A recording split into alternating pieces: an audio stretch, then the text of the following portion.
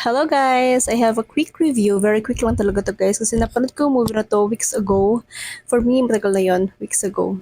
And then itong movie na to, hindi ko naman masyadong kilala. I mean, hindi naman talaga masyadong nasusubaybayan yung dalawang to. Pero this movie, ang galing nila dito. Kahit simple lang yung acting nila, parang para sa akin, hindi mo pala kailangan maging super galing mag-acting, 'di ba? Parang mapakita mo lang or mapaalam mo lang sa tao yung gustong ipahiwatig ng movie na to.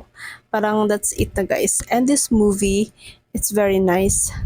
Masusubok talaga dito yung kung kayo talaga is kayo talaga guys. Kasi 15 years gap sila. Si si Seth dito is older kay Francine ng 15 years. And then, you can watch it kung paano naging sila, kung paano tumakbo yung story nila, and paano nagsimula yung lahat.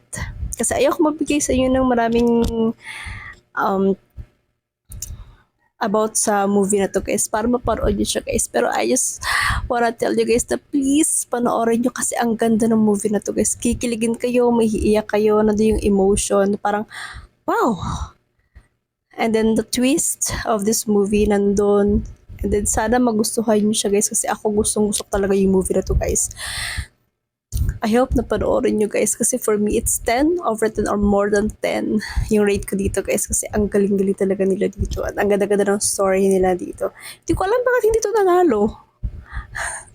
And please guys, kung may recommend kayo ng movie sa akin na I can watch, pwede nyo i-comment sa akin then papanoorin ko siya and I have my own review kasi kakaiba naman tayo ng pananaw eh.